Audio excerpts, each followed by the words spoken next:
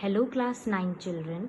Now today we'll be starting the last unit of part A, that is employability skills, that is green skills. This is unit 5. Now green skills.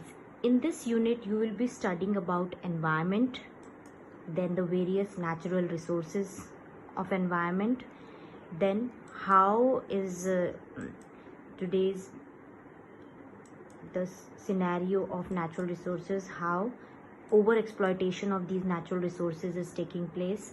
Then ultimately you will be studying the green ways to conserve these natural resources. Now, why this topic has been included in information technology?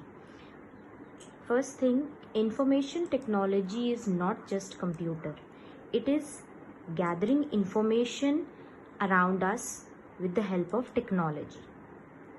So, how these natural resources are being conserved using the technology? How are they being used in a better way for future use also? That is the basic concept that is we are going to study in green skills. Now this session 1 is about society and environment. Now first of all, what is society and what is environment? Society refers to group of people living together.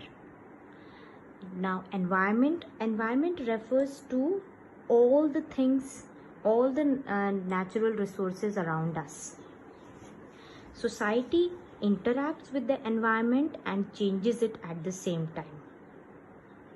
The interaction of the society with the environment affects the ecological balance in the environment. How? With the increase in population and economic activities, people interfere with the nature and start destroying it. Now, this thing we'll be studying in this session, that is society and environment. First of all, what is a natural resource? A natural resource can be defined as any organism or energy which is used by human beings for their welfare. So the various forms of natural resources that can be organic or inorganic, organic means the living or non-living, inorganic, are as follows. Land resources. Land resources, basically land is a resource for production as well as residence. That is, people use it for agricultural activities also, for living also. That is your natural land resource. Then next form is forest resource. A forest is a natural self-sustaining community that is characterized by presence of trees. Wood is used for making furniture, then railway sleepers, plus as a source of energy for cooking purpose, for keeping us warm. All types of flora and fauna are living in this forest resource. Then next is your water resources. Water covers about 3/4 of the earth's surface. It includes rivers, lakes, oceans. Water is a vital resource for our living. Then next is your mineral resource. A mineral deposit is a concentration of naturally occurring solid, liquid or gaseous material inside the earth. Mineral resources include metals like iron, copper, aluminium, and non-metals like salt, gypsum, clay, sand, phosphates, gold, silver, diamond, all forms of carbon also. Then food resources, resources that are used as food or provide food for organisms.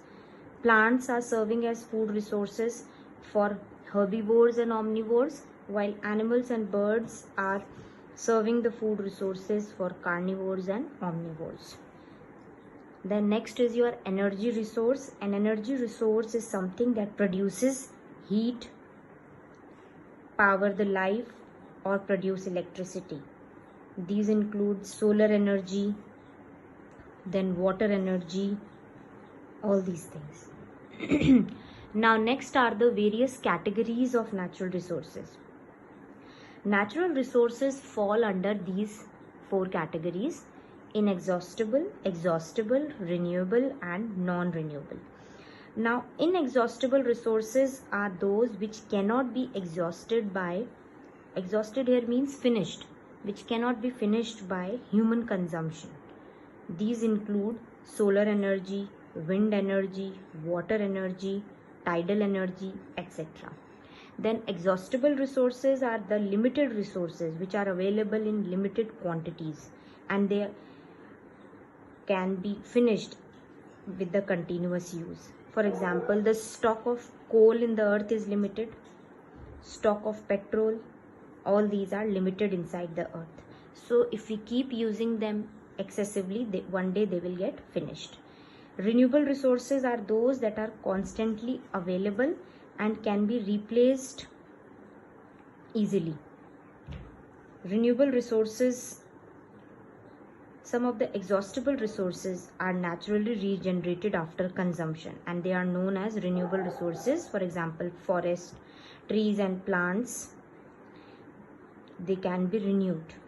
But if the forest is totally cut down, one day we will lose them forever. Plus, your other renewable energy resources include solar energy, wind energy, water energy, etc. The non-renewable resources are, once they are finished, they cannot be replaced.